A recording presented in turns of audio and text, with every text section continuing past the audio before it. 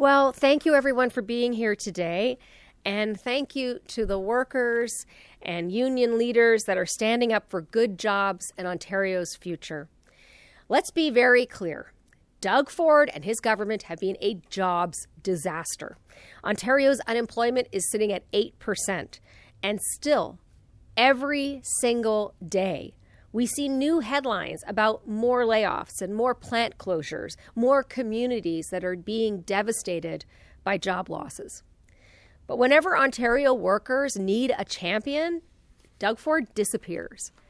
And I know that the Ford government loves talking about protecting Ontario, but there's no protecting Ontario without protecting workers. These are the very jobs that keep our economy strong, they keep our communities stable, and they keep our people safe. And right now, the workers who operate our communications networks are being abandoned by their government. You're going to hear from them this morning. And the message is very clear. Doug Ford must step up now before October 31st. He needs to show us the very plan that he called for in the election. In fact, he called the election for this. Let's stop the layoffs and let's protect good jobs. Workers are tired of the Premier talking like he cares about these jobs, but then not doing anything until it's far too late. It's a busy morning today. I've got to run into the legislature for question period, but I wanted to be here to stand with these workers, with their unions, with the Ontario Federation of Labour, and with every Ontarian who believes our economy should work for people, not corporate interests. We're calling on Doug Ford to act immediately to keep these good union jobs right here in the province of Ontario, because that's how we build a province that works for everyone. I'd also, with that, I'm going to turn it over actually to Jaime West to introduce everyone who's with us here today. And I want to say again, thank you for joining us today. And it's time Doug Ford stepped up. Thank you. Thank you, everyone. Good morning. My name is Jaime West. I'm the Ontario NDP Shadow Minister for Labour. It's been my role since 2018. I'm joined today by Mart Stiles, who just spoke, as well as Laura Walton, the president for the OFL, as well as Michael Phillips, president of United Steelworkers National Local 1944, and Corey Mandryk, lead organizer, United Steelworkers National Local 1944. We're going to start off by hearing from Laura Walton. Thank you. Good morning. I'm here today proudly representing 54 affiliated unions and 1 million workers to call attention to a troubling decision that impacts not only workers, but the entire province of Ontario. The offshoring of over 100 skilled telecom jobs by Rogers and Ericsson isn't just another corporate decision. It's a direct attack on Ontario workers and the integrity of our infrastructure. These aren't just jobs being lost. These are good unionized jobs that keep Ontario's communications network running. In September alone, Ontario saw the loss of close to 36,000 jobs, with these offshore positions now adding to this growing list. What's worse is that these jobs are being offshored at the expense of our workers, as well as the security of our province and our country. Offshoring is more than just about moving jobs. It's about giving up control of the very technology that keeps us connected, over the data that's flowing across our networks, and over the safety and security of every Ontarian who relies on these systems. When jobs like these involving core operational control over wireless networks, emergency communications, and critical infrastructure are offshored to another country, it's not just the workers who lose. It's all of us in Ontario.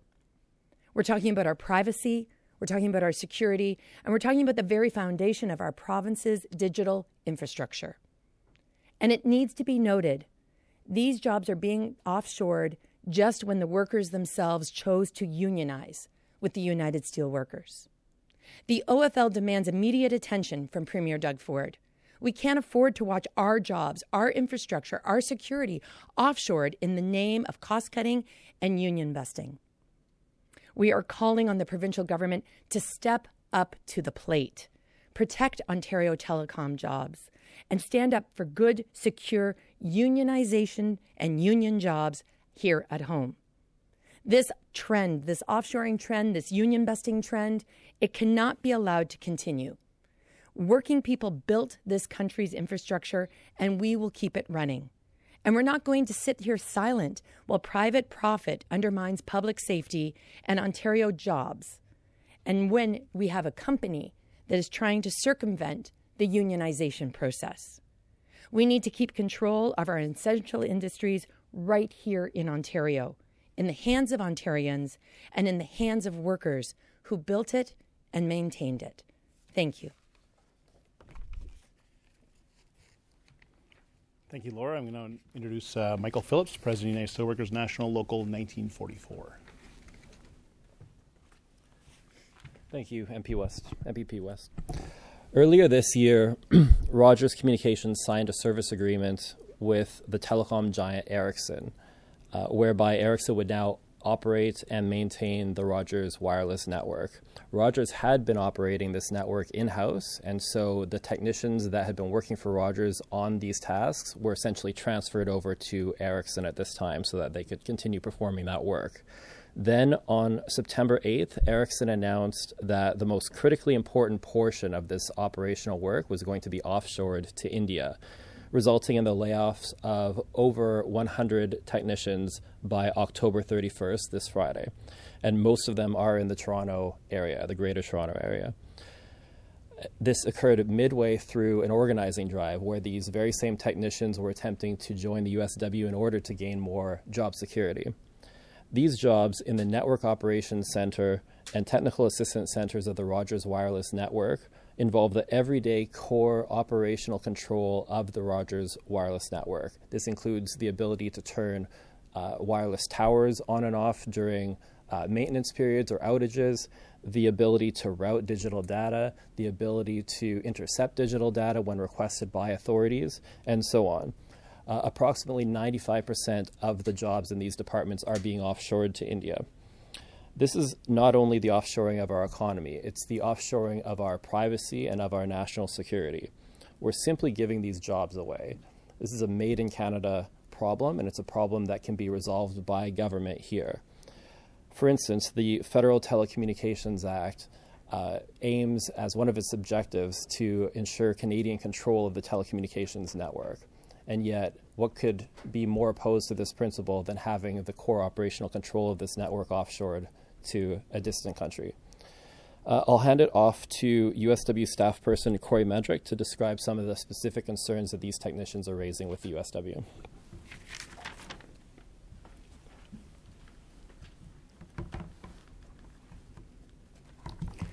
Thank you, Michael, and thank you to everyone standing here today.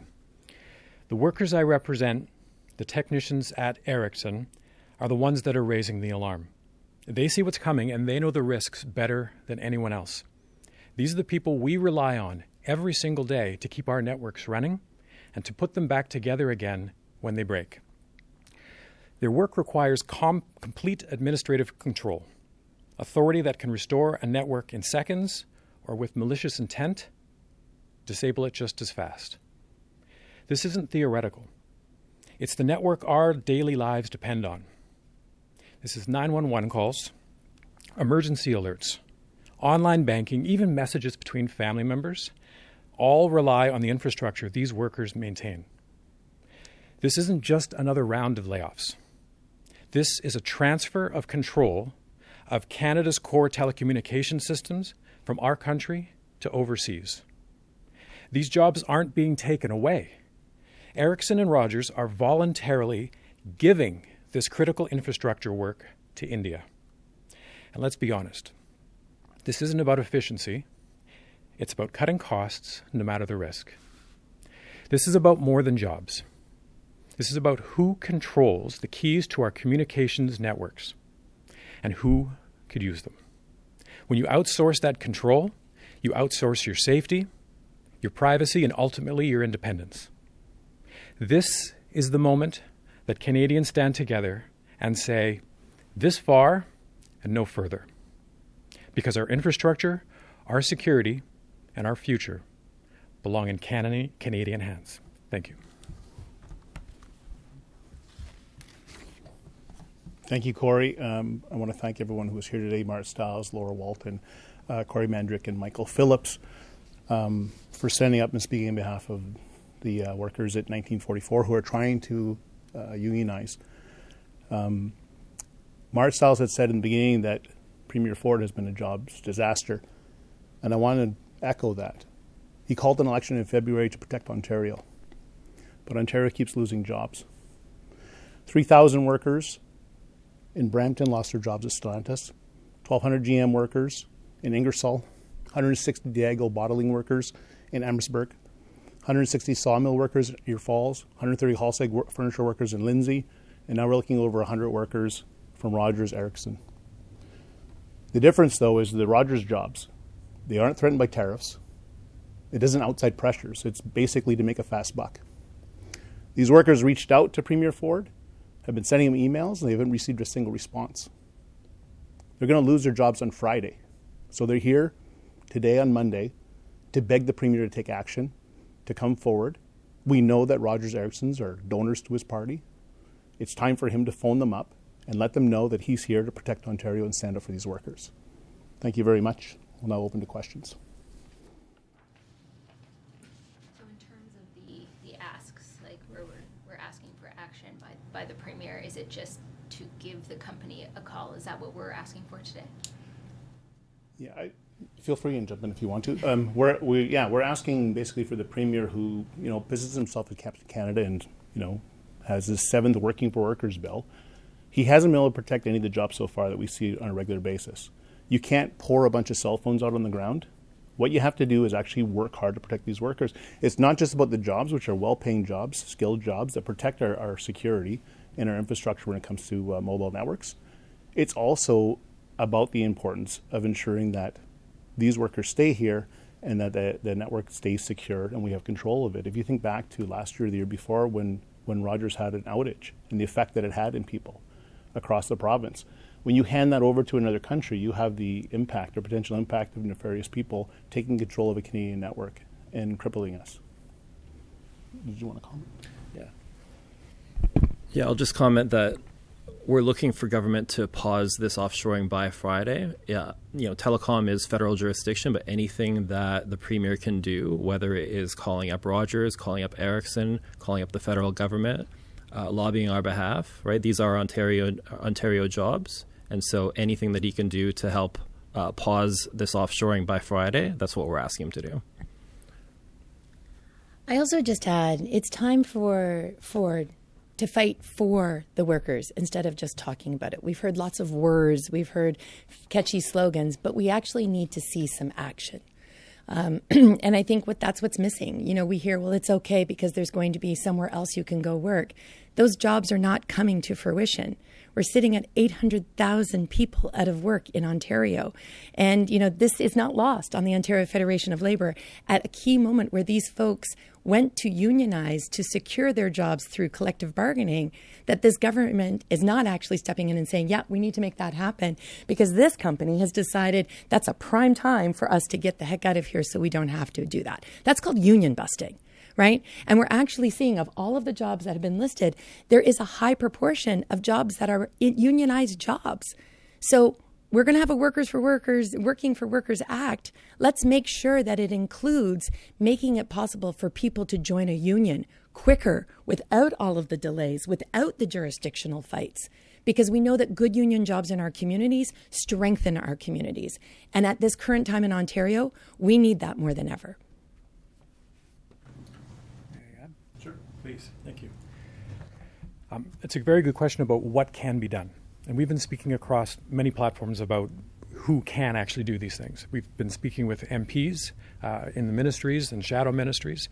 We've reached out here to MPPs and the provincial government. Absolutely anyone who can have any influence over this, whether it's a pause through governmental organizations or even reaching out to Rogers and Ericsson. Again, as mentioned, these jobs aren't being taken from us. They're being willingly given. And at a time when you mentioned those extreme job losses here in Ontario and Canada need a win right now.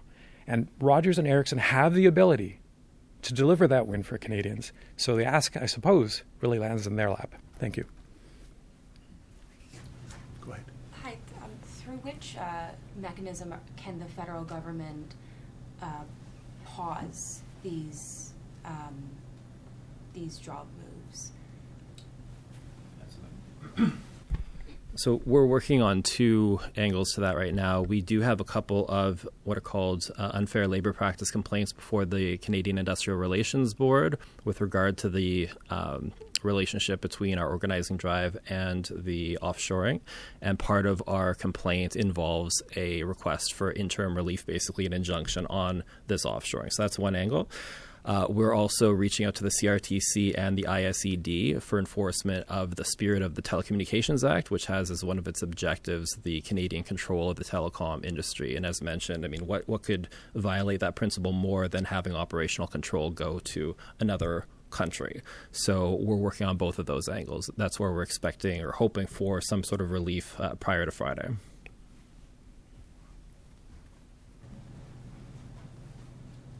I think just a comment I wanted to make on an earlier question that we're asking, one of the reasons we had the press conference is we're hoping that the press will apply pressure to Doug Ford to take action on this. It can be incredibly frustrating as a worker to be told that you're going to spend the next 3 months training someone who's going to take your job in another country, knowing there's a deadline, and to reach out to the Premier who brags often about, here's my cell phone number, call me anytime, and to have, nearly 100 workers try to reach out to the Premier and not get a single reply as the deadline comes closer, to the point where they're so desperate that it's Monday, they'll lose their job on Friday. And so we're hoping that the media will press the Premier or the Cabinet Ministers to ensure that they're going to take action and do what they can on this. We know that, for example, I'm from Northern Ontario, there has been a commitment to have broadband across Northern Ontario. Those are contracts that I'm sure Rogers would like to have. And the Premier can let them know that these are important workers, and they plan to expand the workforce in order to maintain networks in Northern Ontario as well. If the Premier can spend $75 million with Ronald Reagan ads in Southern Ontario, talking about the importance of protecting jobs, he can pick up the phone and call Mark Carney. He can do whatever he can to protect 100 jobs for workers and walk that talk that he's been talking since last February. Yeah. Infrastructure and the province's security are at risk. I'm wondering if you could provide a few more details about what specifically you mean and how you know this. Well, I think, we work very closely with those that are with the front lines. These are the people who do this work. And so when the people who do this work raise the alarm about what the potential dangers are, I listen to the workers. And that's what we're calling on Doug Ford to do, is they have called. They want to talk to the Premier. They want to explain what their job is and what could possibly happen when we don't maintain that control here in Ontario and in Canada. And so for me, when workers raise the alarm, when workers tell me what the problem could be, I listen to the workers. I don't have all of the answers, but I'm going to ask the questions so that we can have that. And that's what we have been doing. It makes me really sad that we're sitting here saying, well, what could the government do? We have examples of where this government and the federal government were quite happy to jump in and, save employers when it looked like Air Canada or when it looked like Canada Post.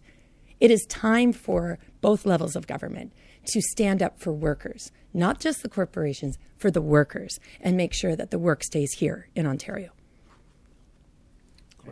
Yes.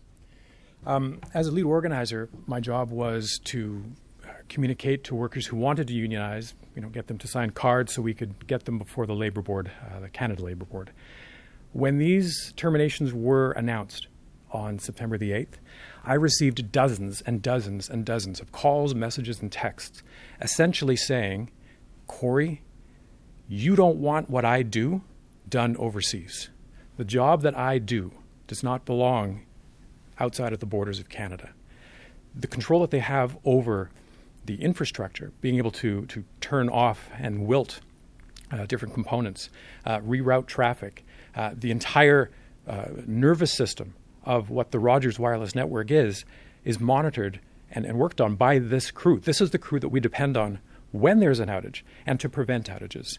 And again, they came to us when these terminations were announced and said, it's sad that this is happening and a job's a job, but trust me, You don't want what I do done overseas. I think that our national security and privacy depends on these jobs staying on shore. Thanks.